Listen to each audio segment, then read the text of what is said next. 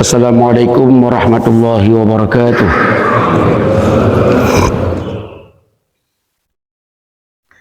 Alhamdulillahi rabbil alamin. Wa sallallahu ala sayyidina Muhammad wa ala alihi wa sahbihi ajma'in, amma ba'du.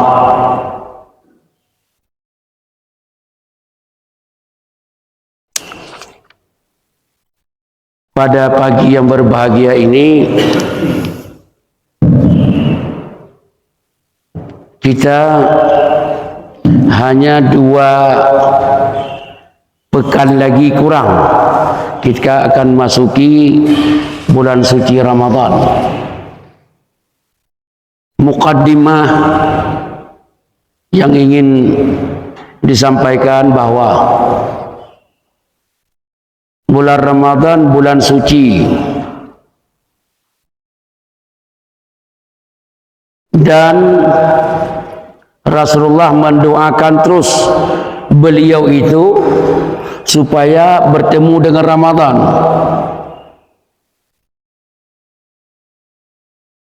Artinya Ramadan itu menjanjikan.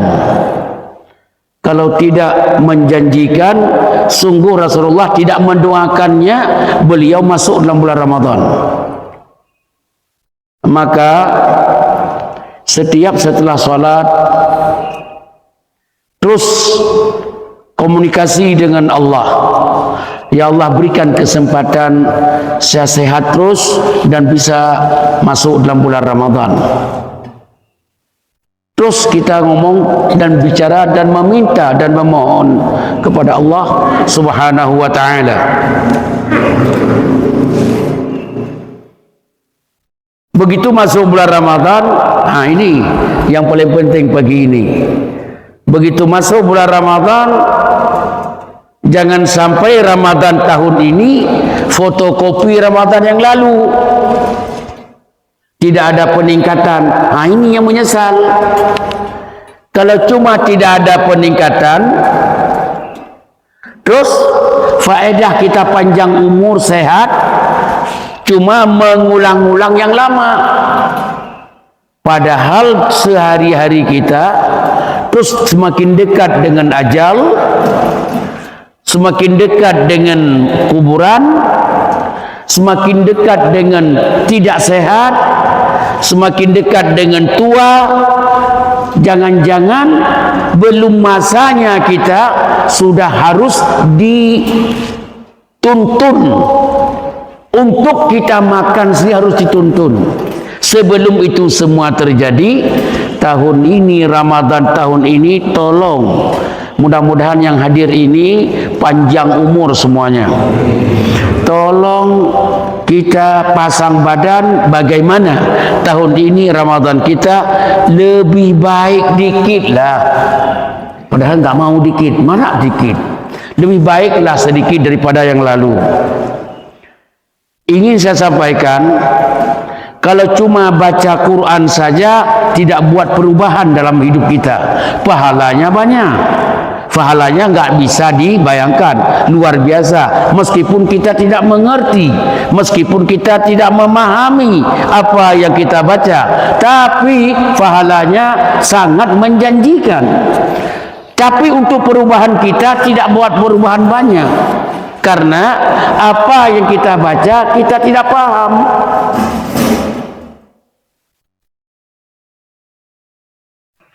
Contoh, pengumuman udah dibuat pengumuman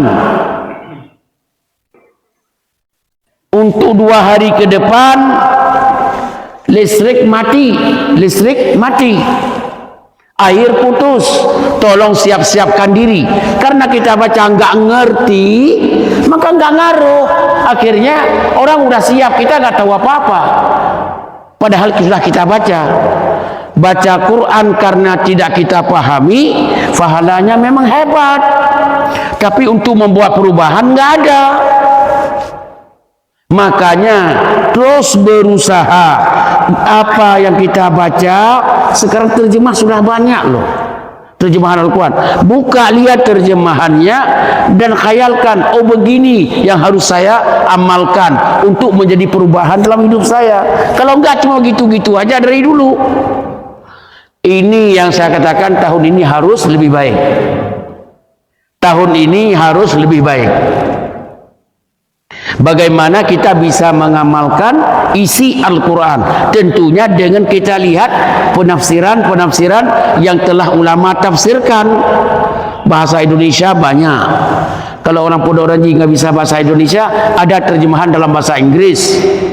Kalau orang Pondok Ranji nggak tahu, nggak bisa bahasa Inggris, ada dalam bahasa Mandarin sekarang. Lihat bahasa Cina. Kalau nggak mengerti bahasa Indonesia. Jawabannya, bahasa Indonesia aja nggak ngerti, apalagi bahasa Mandarin.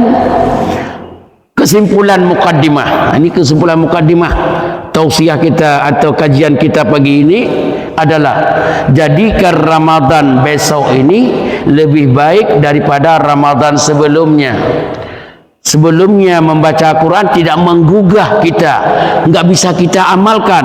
Tahun ini ada beberapa surat, beberapa ayat yang kalau kita baca bisa kita amalkan dalam hidup kita. Ini kok diam ini? Jawab dulu. Jelas. Semangat. Jelas. Ya. Baru kita masuk dalam materi. Materi hari ini tentang perlukah kita minta izin kepada anak kita kalau kita mau menikahkan dia, seperti yang terjadi sekarang. Dan perlu enggak datang pakai mic minta izin supaya didengar oleh orang semuanya, malah dikonsep izinnya.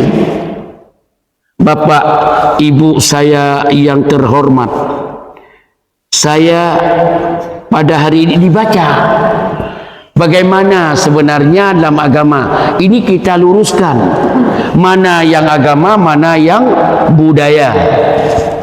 Hadis Rasulullah sallallahu alaihi wasallam muttafaqun alaih, riwayat Imam Bukhari dan Imam Muslim, dari Abi Hurairah radhiyallahu anhu, Rasulullah sallallahu alaihi wasallam qala, bersabda,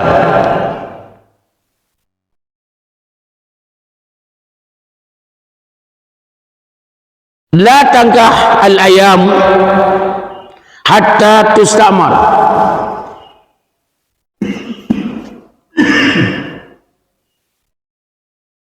Seorang janda, anak kita menjanda, sudah pernah nikah dan cerai atau meninggal dunia suaminya, boleh enggak kita langsung mencari penggantinya dan kita nikahkan tanpa izin dari dia? Agama mengatakan dia sudah menjanda, pengalamannya sudah luar biasa tentang berumah tangga. Kalau kita mau nikahkan dia kembali dengan jodohnya yang baru, wajib kita minta izin dan harus mendapat persetujuannya. Makanya apa yang terjadi di Bogor dalam beberapa bulan yang lalu, orang tua memaksakan anaknya yang telah janda untuk menikahkan dengan temannya.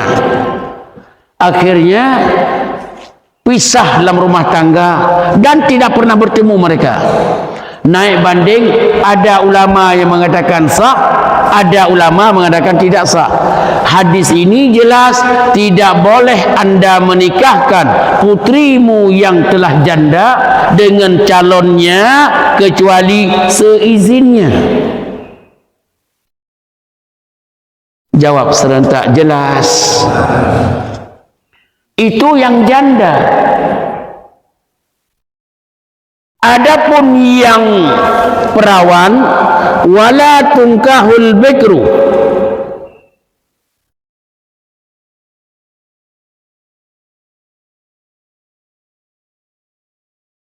dan al bikru, perawan. Hatta tusta'zan, minta izin saja. Beda, itu persetujuan.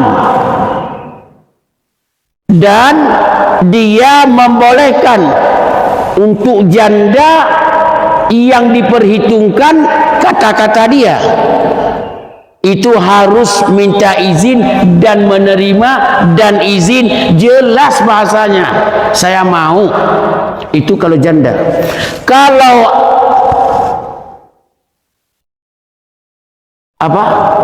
perawan, kita minta izin dan tidak sama izin yang diberikan oleh perawan kepada orang tuanya dengan izin yang diberikan oleh janda, beda. Kalau perawannya minta izin saja, dan rata-rata perempuan yang masih perawan tidak terlalu blak-blakan untuk mengatakan sepakatnya, bolehnya, izinnya. Dia malu-malu. Makanya sahabat mengatakan, ya Rasulullah, wa kaifa idnuha, bagaimana izinnya si perawan? Kan dia kan malu. Jawaban Rasulullah, antaskuta, diamnya si perawan itu sudah mengizinkannya. Tapi kalau berontak, dia tidak izin. Makanya dalam agama, kalau perempuan dia berontak, tidak mau sama sekali, ngambek, jangan dipaksakan.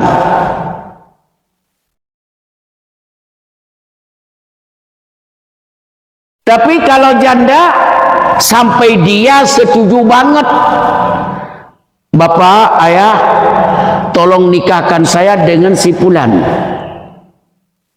Itu. Makanya di sini kita pahami bahwa meminta izin, makasih, meminta izin kepada orang tuanya untuk menikah oleh seorang perempuan itu anjuran agama. Nah, kita kembangkan sedikit. Sebelum kita kembangkan, kita pasang satu hadis lagi. Hadis riwayat Abu Dawud, Nasai dan Ibnu Hibban, dan ini hadis sahih. Dan di satu pihak lagi hadis riwayat Imam Muslim dari Ibni Abbas radhiyallahu an, anna Nabiyya sallallahu alaihi wasallam qala, Nabi bersabda, as-sayyib, janda, ahaqqu bi nafsiha min waliyiha, lebih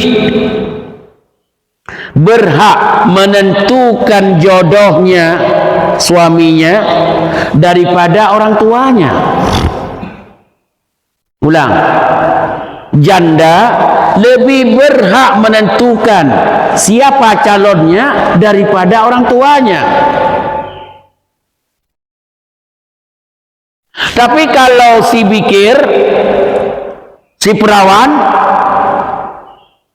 lebih berhak ditentukan jodohnya oleh orang tuanya, tapi minta izin juga. Itu beda.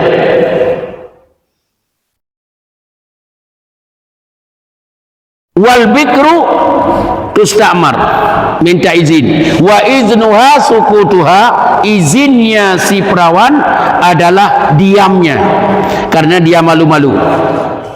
Sudah mulai. Kita di sini kita harus bisa memahami. Sekarang budaya sekarang, pada hari nikah, detik 5-10 menit sebelum akan nikah, si perempuan datang ke orang tuanya, pegang mic, kan begitu, minta izin.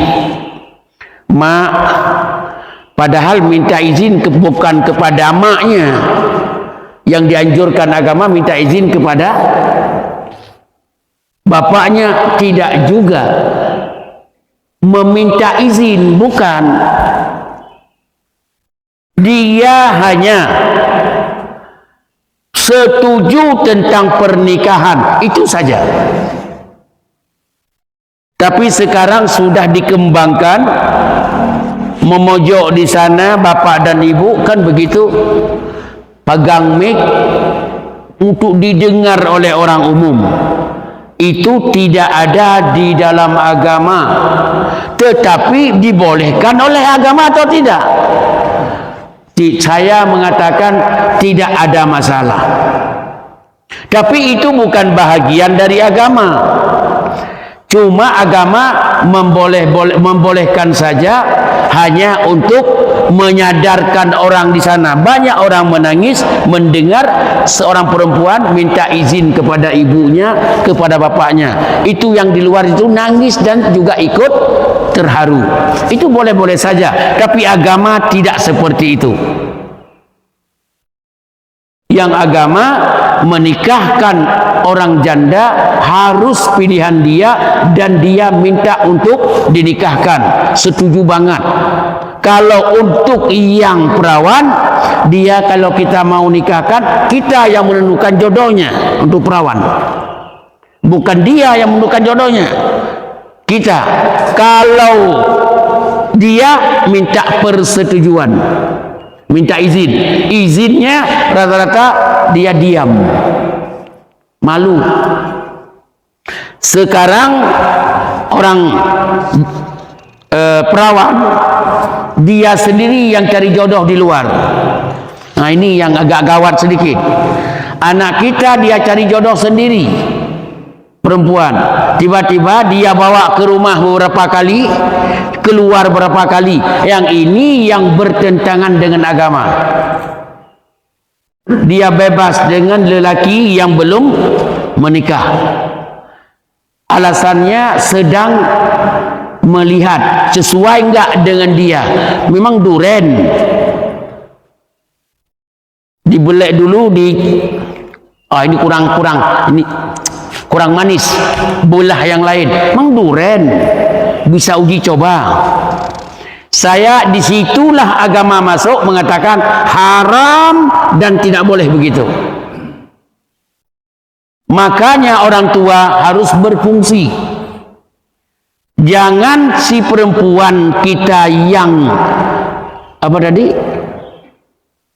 yang perawan, anak kita masih belum nikah, dia si perempuan cari jodoh sendiri, kemudian berkenalanlah bertahun-tahun. Yang di sini keluar dari agama. Tidak begitu. Makanya betapa banyak kita bukan bapak-bapak, ibu-ibu kita dosa gara-gara itu, karena anak kita sendiri yang mencari jodoh dan dia sudah entah apa dia lakukan. Apakah cara penjualan durian atau apa, Allahu a'lam kita. Ini keluar dari agama. Maka cara salah satu, ingat, salah satu ya, kita yang sudah berkeluarga, anak kita, anak orang, anak tetangga, kita komunikasi bagaimana kita mempercepatkan cari jodoh mereka. Kita yang usahakan. Setelah itu kita perkenalkan kepada yang bersangkutan. Jangan kita biarkan mereka berbulan-bulan, malah bertahun-tahun, malah puluhan tahun belum selesai pengenalannya. Ya, ini yang bertentangan dengan agama kita. Baik. Kemudian Bapak dan Ibu yang dirahmati Allah Subhanahu wa taala, ada hadis lain, hadis riwayat Imam Ahmad dan Abu Daud dan Ibnu Majah. Cuma hadis ini mukhtalaf fiqh. Ada yang bilang hadis mursal. Ada seorang budak perawan, perempuan perawan, atat Nabi sallallahu alaihi wasallam, datang kepada Nabi. Fadzakarat, dia bercerita kepada Nabi Ini hadisnya riwayat Abu Daud dan Imam Ahmad dan Ibnu Majah. Tapi hadis ini ada ulama yang mengatakan hadis mursal. Hadis mursal itu adalah tidak sampai kepada Rasulullah, putus.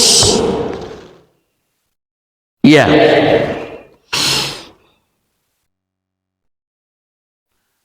Jadi si perawan tadi, perempuan, datang kepada Nabi, fadzakara, dia menceritakan anna abaha, ayah si perempuan tadi, zawwajaha, menikahkan dia dengan seorang laki-laki, wahia karihah, dan dia tidak setuju.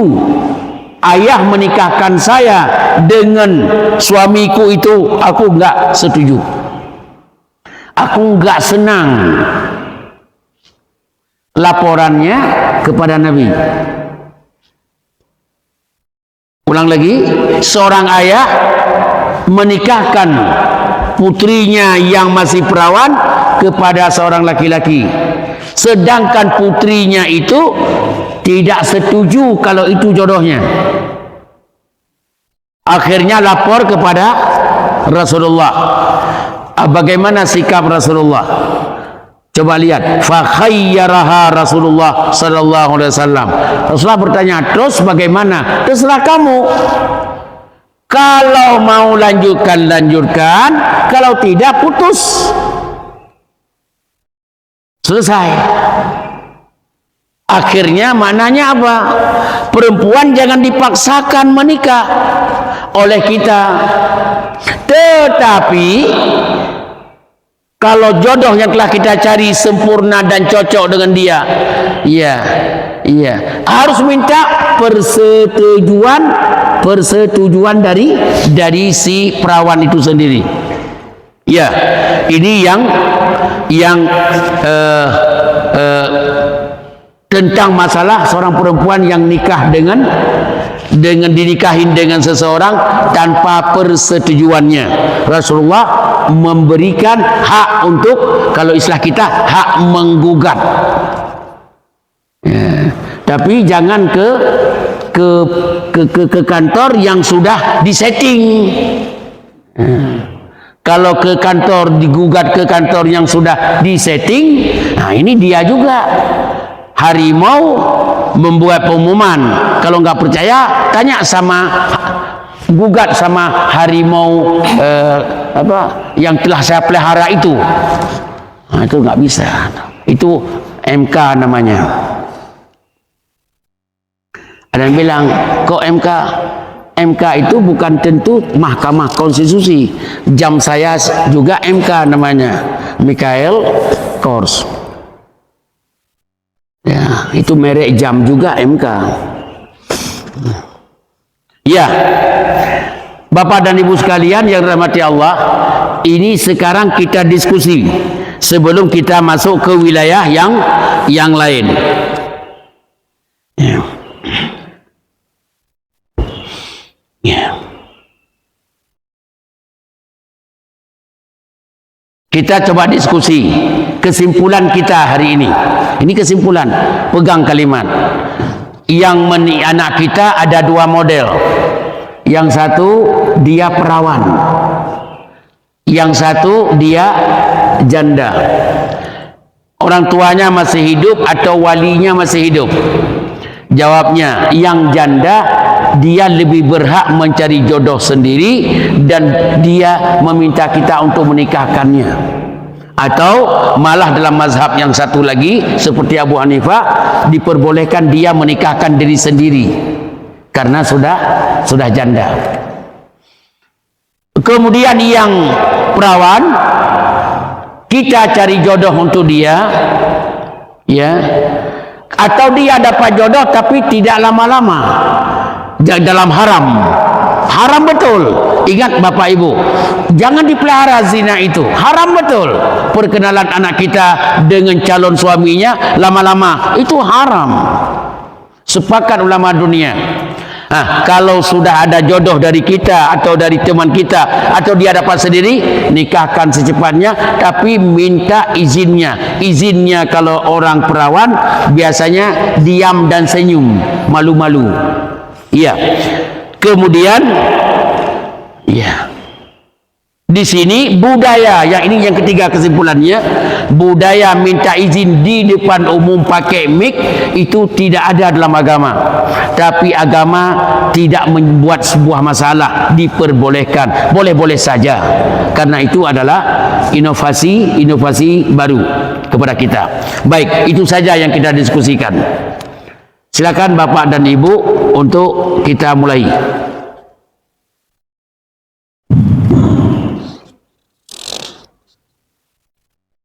Ada yang bertanya?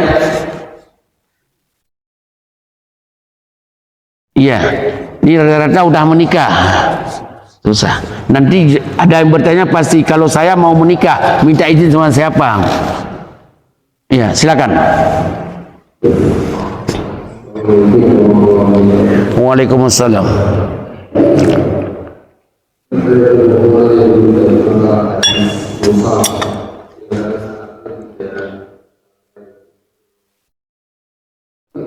Dari konteks kita dalam ini malah bicara bahwa perawan dia tidak setuju, dia melakukan sesuatu. Iya, betul. Pertanyaan betul banget tuh. Ini yang ngomong Ibni Abbas. Ibni Abbas itu adalah sepupu Nabi, Abdullah bin Abbas. Abdullah bin Abbas menceritakan, menceritakan kepada menceritakan tentang seseorang perempuan yang telah dinikahkan oleh orang tuanya tapi dia tidak setuju. Itu kan yang ceritakan Ibnu Abbas. Ibnu Abbas kan sahabat. Sahabat kan ketemu langsung dengan Nabi. Itu kan langsung dengan Nabi. Kenapa mursal kan begitu? Iya. Makanya saya katakan ada sebahagian ulama, itu bahasa saya tadi. Ada sebahagian ulama yang mengatakan hadis itu hadis mursal. Hadis tidak sampai kepada Rasulullah melalui riwayat yang lain, bukan dari riwayat Ibnu Abbas. Kalau Ibnu Abbas memang sahabat Nabi dan sepupu Nabi, dan beliau sahabat Nabi langsung, tidak ada putus kan. Tapi ada ulama yang mengatakan hadis itu hadis mursal. Ya, itu bebas. Terima kasih. Ya, yang lain.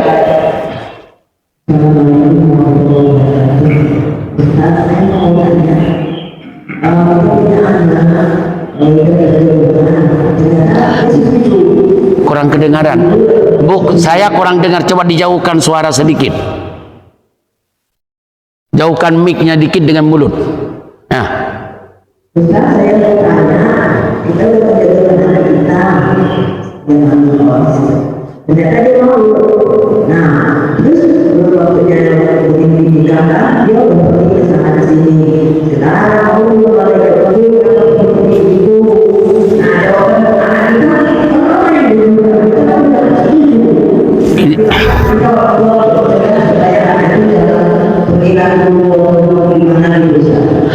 kalau apa bisa terjemah, kurang terang suaranya, gaung-gaungnya. Ulang. Oh, jadi Bu, dia belum nikah tapi sudah melamar, pergi kemana-mana gitu Bu, itu kan belum lamaran, belum apa-apa, baru senyum-senyuman ya, sudah pergi kemana-mana berdua, itu Bu ya. Baik, anak kita belum lamaran, baru hanya kedip-kedip mata, baru senyum-senyuman, baru WA-WA-wan, tapi sudah pergi kemana-mana berdua. Jawabannya begini, sudah melamar saja. Tuh, di situ kita mulai. Sudah melamar, lamaran sudah setahun berjalan, dan orang tuanya menerima kita, datang ke rumah, malah bermalam di sana, tapi belum nikah, sudah lamaran. Itu saja haram. Sudah lamaran belum nikah, haram laki-laki dengan perempuan. Iya, kalau tidak ada muhrim atau mahram, apalagi ini belum lamaran sama sekali. Begini sajalah, begini saja. Bapak ada mobil, showroom mobil, showroom, buka showroom mobil. Saya datang, saya lihat begitu, belum saya lamar, belum saya bilang ini berapa harganya, belum tawar menawar, saya lihat kunci ada, kunci di mobil disangkut itu, tinggal saya taikin, yang punya showroom lihat, oh ini ada pembeli ini, tarik tutup pintu, saya jalan saja, jalan aja pakai mobil itu, belum lamar mobil itu, baru kedip-kedip mata, kira-kira bapak di belakang ngejar nggak? Kok nggak ngerti ini? Ngejar nggak? Kenapa ngejar? Enak aja kan begitu. Bawa mobil orang nggak ada, assalamualaikum, nggak ada apa-apa. Kasih apa? Kasih DP juga belum. Enak aja. Anda mengejar dari belakang, ngejar polos atau ngejar pakai golok? Jujur ini.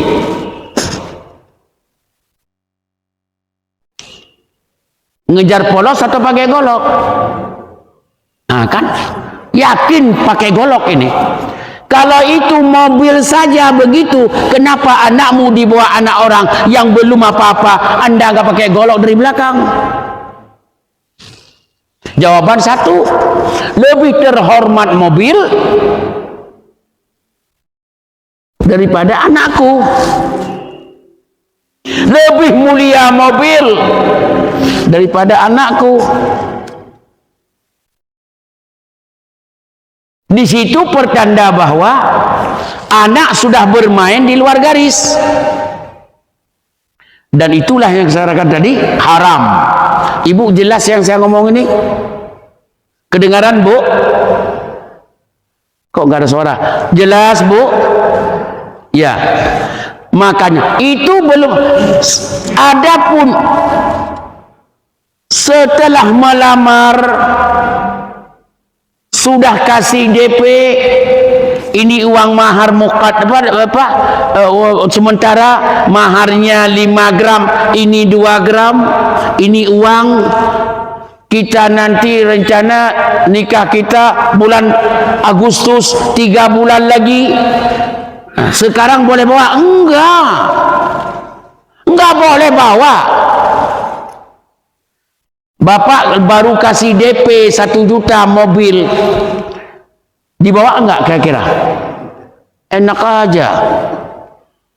Enggak boleh dibawa. Kalau ngutang kasih borok atau jaminan, tuh sertifikat tanah. Makanya ini kita lebih sayang kepada mobil daripada kepada anak. Kalau bawa mobil yang dibawa itu bawa balik penyok-penyok, kita bisa perbaiki. Tapi kalau anak kita penyok-penyok, bisa diperbaiki? Enggak. Cacat seumur hidup. Jawab serentak, jelas. Kayaknya kurang semangat, belum makan pagi. Jelas. Ini yang maaf, sudah tidak bisa diobatin perasaan saya ini. Tapi masih bisa kalau pemerintah ikut campur tangan. Tapi kalau pemerintah tidak ikut campur tangan, kalau cuma hanya orang tua dengan ulama, tidak bisa. Yang bisa mengatur jalan, ini lampu merah berhenti, itu bahagian jalan, yaitu polisi lalu lintas. Ini yang mengatur jalan. Kalau ditangkap sana tangkap sini nggak berani. Begitu juga ada peraturan. Begitu anak dua-duaan duduk di mie Aceh di Parung, dilihat ini nggak ada tanda-tanda suami istri diperiksa oleh polisi.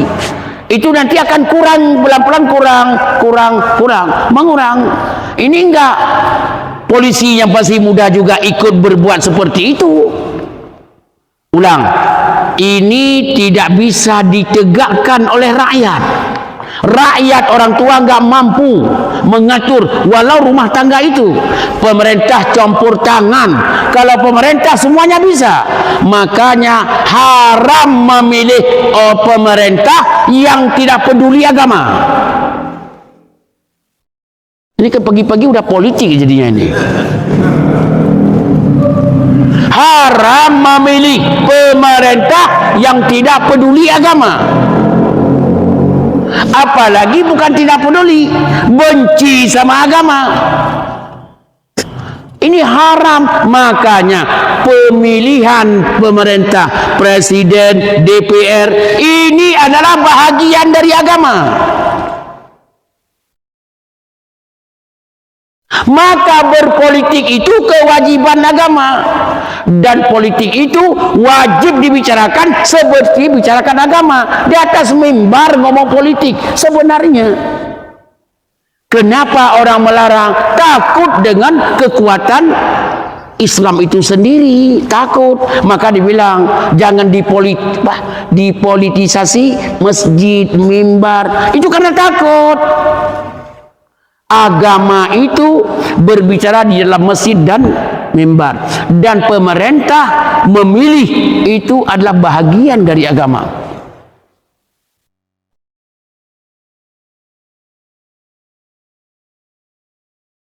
Jawab serentak jelas. Padahal sudah selesai kan? Sudah selesai. Jawabannya belum. Ini yang zalim mempertahankan kezalimannya, yang curang mempertahankan kecurangannya, kemudian mau disogok kiri dan kanan, dibeli kiri dan kanan. Jawabannya ini adalah pertarungan memilih antara Indonesia dalam keadaan baik atau tidak baik. Pertarungan masih berat ini. Maka wajib kita doakan mudah-mudahan Allah berpihak kepada pemerintah yang memimpin nanti, orang sayang kepada agama Allah. Kok aminnya kurang? Masih kurang? Nggak usah marah-marah, biasa. Iya, sudah selesai. Siapa yang mancing saya tadi ke politik itu? Ya oke, sudah jelas. Semuanya yang saya ngomong tadi jelas. Jelas. Silakan yang kedua. Oh, yang kedua, ketiga malah. Ketiga. Nah. Ya. Baik. Satu, Tunangan. Iya. Kedua, saya mau tanya lagi, kalau orang sudah tunangan, kemudian di tengah jalan mereka berpisah. Iya. Kemudian seorang wanita itu ingin menikah dengan orang lain. Apakah harus izin dengan orang yang tunangan? Yang ketiga, banyak banget ini pagi ini. Yang ketiga, kalau saya masalah memilih pemimpin dalam akidah, memilih pemimpin adalah termasuk dalam akidah. Bisa jelaskan kepada Termasuk dalam akidah. Ya. Ya. Ini Ada 3 hukum lamaran. Ya, lamaran tunangan. Cuma lamaran atau hukum tunangan. Khitbah dalam bahasa agama. Itu satu. Yang kedua, sudah ngelamar di tengah jalan putus. Datang buaya kedua melamar. Apa harus minta izin? Yang ketiga, masalah pemimpin bahagian dari akidah atau bukan? Oke. Kayaknya ini cukup nih pertanyaan ini, udah mau zuhur ini. Satu, khitbah dalam agama sunnah. Sunnah itu artinya sepakat, maksud saya hukumnya ini sepakat ulama fikih dunia mengatakan khitbah itu lamaran atau apa tadi? Tunangan itu sunnah, sangat dianjurkan. Malah ada sahabat Nabi, ya, Rasulullah mengatakan, saya mau nikah ya Rasulullah. Kata Rasulullah, kamu sudah tunangan? Artinya sudah ngelihat atau belum? Oh belum, pergi. Kalau bahasa kita, coba ketemu dulu, lihat dulu. Tunangan itu, apa arti tunangan? Tunangan bukan acara. Apa acara apa namanya? Seremonial. Bukan. Tunangan itu laki-laki melihat langsung perempuan, ya, kemudian menjelaskan kepada orang tuanya kehendak dia untuk melamar anaknya. Itu namanya tunangan atau lamaran. Itu dianjurkan dalam agama. Sudah. Begitu masukkan cincin tanda lamaran, itu bukan bahagian dari agama. Yang saya tahu itu adalah bahagian dari non-Islam. Itu budaya Eropa dan budaya Barat, kita bilang. Jadi pakai cincin tanda bahwa kita sudah melamar dan dilamar. Itu bukan dari Islam. Boleh enggak? Saya mengatakan belum ada larangan. Belum ada larangan memakai cincin lamaran. Belum ada larangan. Dan boleh-boleh saja. Cuma harus paham, itu budaya Barat, bukan budaya Islam. Dan sah-sah saja, nggak ada larangan. Hukum lamaran atau tunangan. Sudah lamaran, sudah tunangan, saling berkenalan bertahun-tahun. Malah teman saya mengatakan anak saya sudah tunangan 8 tahun yang lalu, sampai sekarang belum nikah-nikah, tapi dia kemana-mana dalam luar negeri berdua terus. Saya nggak bisa membayangkan itu. Saya tanya, sudah punya anak belum? Itu saya tanya, karena teman. Lah, Ustaz nggak tahu, nggak ngerti, bukan Ustaz. Abi nggak ngerti. Maksud saya, anak saya, kata beliau, sudah tunangan 8 tahun yang lalu dan nggak mau nikah sampai sekarang. Laki nggak mau, perempuan nggak mau, ada saja alasannya. Tapi mereka selama 8 tahun pergi kemana-mana dalam dan luar negeri berdua terus. Oh ya Bu, ya Bapak, cuma boleh saya tanya? Boleh. Udah punya anak belum? Saya tanya. Masih belum nyambung dia itu. Akhirnya karena belum nyambung, saya main penalti aja deh. Nah, baru dia paham. Oh, kaget dia. Nah, Bapak Ibu sedang membuka jalan neraka untuk anak-anak. Itu bahasa saya. Baru dia ngeh. Nah, Anda tahu enggak? Jangan-jangan dia kalau tidak dipakai penghambat sudah punya anak 5-6. Cuma karena dipakai penghambat dia enggak punya anak. Tahu enggak itu? Enggak mungkin anak saya saleh kok. Anak saya saleh.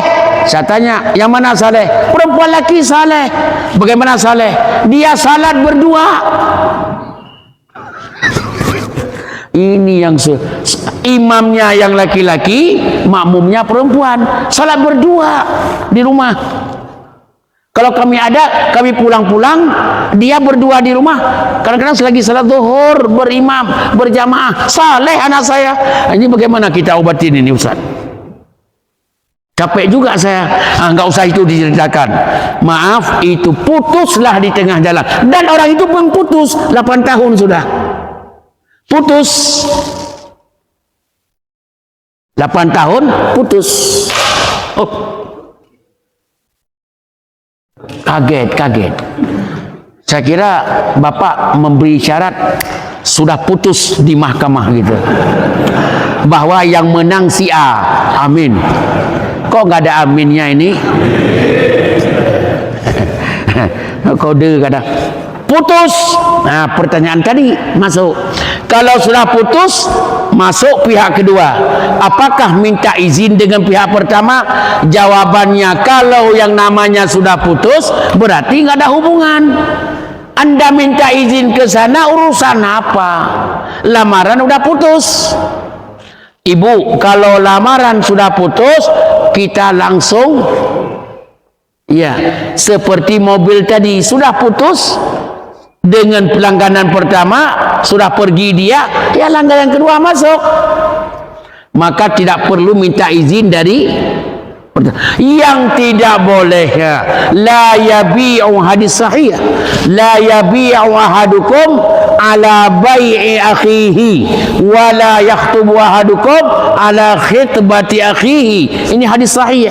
Tidak boleh membeli benda-benda yang sudah di dalam lamaran atau tunangan orang lain. Sudah dikasih DP oleh orang, sudah dijanjikan, itu nggak boleh dibeli.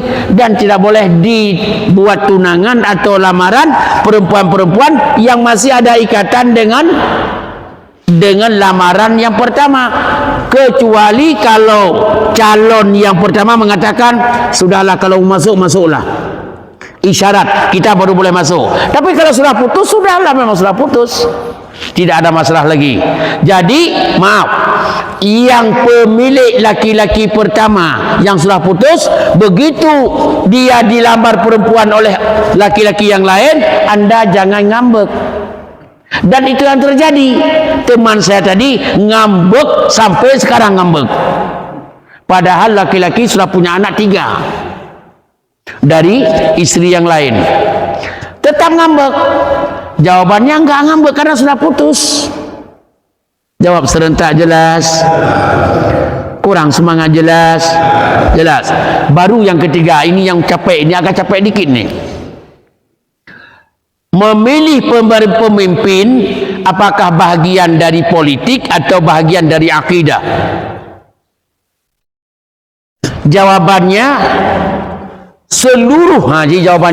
seluruh kitab fikih yang ada dalam Islam. Berapa kitab fikih? 1 juta kitab, 5 juta kitab. Seluruh kitab fikih, berjuta-juta kitab fikih di dalam Islam, hampir tidak ada kitab fikih yang tidak disebutkan hukum memilih pemimpin. Semuanya disebutkan hukum memilih pemimpin. Malah kitab-kitab fikih ditulis khusus tentang hukum bernegara. Seperti Imam Al-Mawardi itu menulis Ahkamus Sultaniyah, itu tentang fikih cara bernegara. Disebutkan di situ secara belak-belakan bahwa hukum memilih pemerintah bahagian dari akidah. Mari kita perkuatkan begini. Tolong setelah ini nggak ada lagi yang bertanya, soalnya di luar udah siap gitu. Rasulullah wafat. Kita mulai singkat ini. Rasulullah wafat. Pendapat yang pertama mengatakan wafatnya hari Senin. Begitu nyawa Rasulullah menghembuskan nafas beliau yang terakhir, sudah di atas ranjang, istilah kita, di rumah Aisyah. Sahabat berkumpul, keluarga berkumpul, nangis sejadi-jadinya. Sahabat mulai bingung. Ini bagaimana. Ada sekelompok orang dari kaum Ansar, penduduk asli Madinah, langsung membuat pertemuan di Saqifah Bani Sa'idah. Saqifah Bani Sa'idah itu adalah ada tenda. Di situ tendanya tenda Bani Sa'idah. Disitulah dibuat pertemuan. Mereka memilihlah. Mereka siapa? Orang Ansar. Padahal penduduk Madinah bukan Ansar saja, ada Muhajirin. Tapi ini Ansar saja, penduduk asli Madinah kumpul, memilihlah seorang pemimpin pengganti Nabi, namanya Sa'd bin Ubadah. Itu terpilih resmi menurut versi Ansar. Quick count. Siapa yang bilang quick count itu? Resmi terpilih menurut Ansar. Siapa namanya? Sa'd bin Ubadah, pengganti Rasulullah, khalifah pertama dalam Islam, Sa'd bin Ubadah. Kecium pemilihan itu oleh orang Ansar. Orang Ansar itu orang-orang Mekah yang sudah berhijrah ke Madinah, sudah menjadi penduduk Madinah juga, tapi masih mode Ansar. Ya, kecium Nabi Muhammad, semua sahabat Nabi di sekitar Nabi telah wafat. Pada saat itu, bubar pertemuan di sekitar Nabi itu. Langsung Umar menjadikan diri beliau sebagai ketua, menggugat, bangun, hai Abu Bakar, tinggalkan jenazah Nabi. Ayo Abu Bakar, Abu Ubaidah bin Al-Jarrah dan beberapa sahabat yang lain, pembesar sahabat, ayo kita berhadapan pergi ke tenda tadi. Ini ada apa-apanya ini? Langsung mereka meninggalkan jenazah Nabi, belum dimandikan, belum dikafankan, apalagi disalatkan, dimakamkan. Masih panas jenazah Nabi meninggal dunia, belum dipegang. Mereka meninggalkan jenazah Nabi, tidak diuruskan fardu kifayahnya, langsung berangkat ke tenda Saqifah Bani Sa'idah. Di sana mereka berdebat dan membatalkan pemilihan yang tidak sah itu. Penuh kecurangan. Kenapa curang? Dari mana curang? Pertama, urusan Nabi belum selesai fardu kifayah. Ngapain kamu kacau-kacau urusan ini? Satu, curang. Curang yang kedua, kenapa kamu mencoba mengklaim kamu yang menang, sedangkan kami orang Muhajirin belum dilibatkan untuk memilih? Suara kami kemana? Suara kami Muhajirin dari Mekah, ribuan orang, kemana suara kami? Ini semua suara Madinah.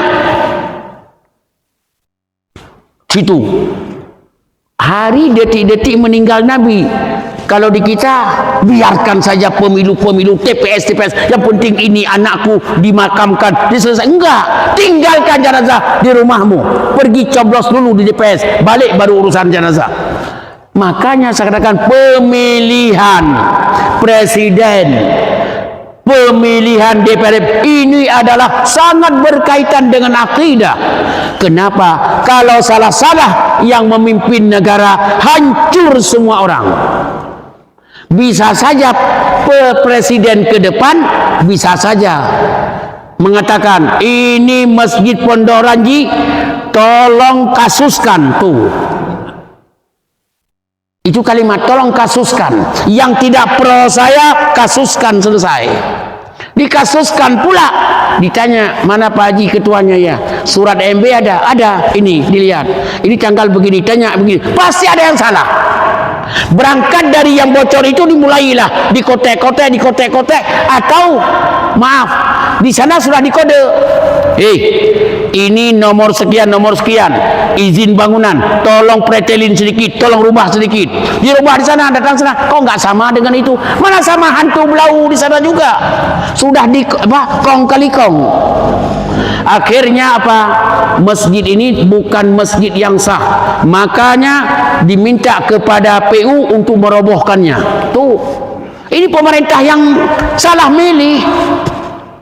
Maka saya katakan, memilih presiden bukan politik, memilih presiden urusan akidah. Kalau salah-salah memilih presiden, semua peraturan Allah hancur semuanya. Dan masjid digulung semuanya. Peraturan pemerintah lebih kuat dari segala-galanya kan. Makanya maaf, orang yang selama ini tidur halah urusan itu, pahamilah agama, baca sejarah yang banyak. Nabi Muhammad baru saja menghembuskan nafasnya beliau terakhir, tapi ditinggalkan jenazah beliau begitu saja. Mereka menyelesaikan urusan kepemimpinan negara dulu. Setelah rapi di sana, terpilihnya Abu Bakar Siddiq menjadi khalifah pertama dan menggagalkan pengumuman yang tidak jelas tadi. Kuikon, bukan, jangan kuikon. Pengumuman Muhammad Ansar tadi, yaitu terpilihnya siapa? Sa'd bin Ubadah, digagalkan. Itu penuh kecurangan, penuh permainan, penuh kejahatan, kezaliman. Akhirnya Sayyidina Umar mengetuai dan menjelaskan kepada umat, kita pilih yang baru. Akhirnya dipreteli, akhirnya setelah diskusi berjam-jam, hampir membunuh satu sama lain. Pedang dalam sarung hampir keluar antara sahabat dengan sahabat Nabi, antara adik dengan kakak, antara saling kepentingan, hampir keluar pedang. Untung Sayyidina Umar membuat kalimat, Absid iyadaka ya Abu Bakar Siddiq. Mana tanganmu Abu Bakar? Dikasih, dipegang. Aku baiat kamu. Langsung dibuat pengumuman di depan umum. Aku baiat kamu jadi khalifah. Yang lain silakan. Semua ikut bergabung. Yang telah memilih Sa'd bin Ubadah ikut memilih Abu Bakar Siddiq semuanya. Alhamdulillah akhirnya jadilah khalifah pertama dalam Islam siapa? Abu Bakar Siddiq. Tadinya Sa'd bin Ubadah. Kalau Sa'd bin Ubadah yang terjadi entah bagaimana, maka Bapak dan Ibu menggugat presiden yang penuh kecurangan. Ini wajib dalam agama. Kok kurang semangat ini? Menggugat presiden yang bertentangan dengan kaidah-kaidah pemilihan yang benar, seperti menggugat khalifah dipilih bukan berdasarkan kaidah-kaidah yang benar, penuh kecurangan. Waktu masa Nabi penuh masa Nabi lah, waktu walaupun Nabi sudah meninggal dunia tapi belum dimandikan. Itu perlu digugat dan wajib agama. Maka kita harus terlibat semua mencari presiden yang betul-betul presiden pilihan rakyat, bukan pilihan lembaga survei. Presiden yang kita pilih pilihan rakyat atau pilihan survei? Kan lucu, aku sampai sekarang nggak habis pikiran saya. Kok ada presiden pilihan survei, pilihan rakyat? Dan demi Allah, kalau ada yang curang, mereka tidak akan dimaafkan dosanya oleh Allah sampai dunia kiamat, kecuali taubatan nasuha. Ini berat ini. Dosa, maaf. Jujur saya bilang, ini neraka jahanam semua kepada orang yang bermain. Kenapa? Menyangkut akidah. Dari mana kita tahu akidah? Tuh, Nabi baru belum diapa-apain, belum fardu kifayahnya, tapi mereka mementingkan urusan dunia. Berarti urusan dunia itu akidah itu. Kalau tidak, nggak mungkin sahabat meninggalkan Nabi belum dimandikan. Kalau kita begini, kalau sekarang meninggalkan Nabi langsung menangani urusan pemilu, apa kata orang? Sesat semuanya. Nabi kau tinggalkan. Padahal urusan pemilu adalah bahagian akidah. Jawab serentak jelas. Kurang semangat jelas. Boleh saya tanya, kira-kira yang menang siapa ini? Cuma nanya saja, saya nanya saja. Yang menang ini presiden belum diumumkan kan? Kira-kira yang menang siapa? Kurang semangat. Yang menang siapa? Terima kasih. Sudah terjawab semuanya. Untuk dari Ustadz tadi, alhamdulillah, barakallahu fikum. Bapak dan Ibu cukup, jangan lama-lama. Ini saya tanya dulu sama Pak Haji ini, Ramadan ini bagaimana? Ada kajian enggak dalam puasa? Terus berarti ke depan pas 3 hari sebelum Ramadan. Kayaknya saya enggak ada. Masa hari-hari mudik masih ngajar? Nah, kalau begitu untuk pertemuan April ya, April nanti minggu pertama kita istirahat karena persiapan mudik lah. Gitu, ditutup dulu sebentar. Setelah itu baru kita mulai buka kembali. Saya ingatkan Bapak dan Ibu, saya maaf jujur ini saya enggak usah bersumpah lah. Bapak dan Ibu Pondok Ranji ini kan termasuk masjid yang paling lama saya mengajar. Yang saya ini jasa Pak Abi Yusuf, amin jazakallah khair, Pak Abi Yusuf yang membawa pertama dulu saya ke sini. Saya umrah Agustus 2003, September umrah, Desember umrah, Januari akhir umrah, Februari awal umrah, Februari akhir umrah. Ada 7 kali umrah. Belum pernah satu kali pun saya lupakan jamaah masjid Masjid At-Taqwa Pondok Ranji ini. Saya di depan Ka'bah terlihat bayang seakan-akan sedang mengajar saya. Saya doakan semuanya. Ada yang kelihatan langsung wajahnya. Yang paling berat saya menangis di saat hujan deras waktu salat subuh dalam Masjidil Haram. Hujan deras betul, banjir di luar saya dalam Masjidil Haram. Karena lama dulu khayalkan saya lagi mengajar semuanya. Mudah-mudahan Allah telah mengabulkan doa saya untuk Bapak dan Ibu. Sehat-sehat semuanya, amin. Ya, selama 2 bulan ini kan nggak ada yang meninggal kan? Ada nggak? Di sini jamaah ini nggak ada ya. Alhamdulillah, mudah-mudahan panjang umur semuanya, sehat semuanya. Cuma sebagai penutup saya minta, sebagai penutup, Bapak-bapak dan ibu-ibu sekalian, pasang badan. Belum tentu setelah Ramadan besok kita masih hidup. Ulang, pasang badan sedikit untuk setur muka dengan Allah. Belum tentu setelah Ramadan besok kita masih hidup. Mudah-mudahan sehat semuanya. Subhanakallahumma wa bihamdika asyhadu an la ilaha illa anta astaghfiruka wa atubu ilaik. Wa sallallahu ala sayyidina Muhammad wa alihi washabbihi walhamdulillahi rabbil alamin. Mohon maaf atas segala kekurangan. Wassalamualaikum warahmatullahi wabarakatuh.